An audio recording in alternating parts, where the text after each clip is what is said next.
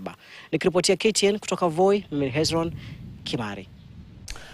Asante sana Hezron Kimari, huyo moja kwa moja akitutumia taarifa hiyo kutoka kaunti ya Taita Taveta mjini Voi, ambako shughuli ya usajili wa kura bado inaendelea baada ya kuanza hapo jana katika baadhi ya maeneo kote nchini. Serikali ya kaunti ya Mombasa kupitia idara ya ardhi imeanzisha zoezi la kupeana hati miliki kwa wakazi katika wadi ya Shanzu. Akizungumza wakati wa hafla ya kupeana hati miliki 315 kwa watu 1200, waziri wa ardhi katika kaunti ya Mombasa Mohamed Hussein amesema kwamba kaunti hiyo inapania kupeana hati miliki 1030 kabla ya mwaka 2027. Hili ameongezea kwamba litahakikisha maskota wote katika sehemu ya kaunti ya Mombasa wanapata haki ya kumiliki ardhi ambazo wamekuwa wakiishi kwa muda mrefu.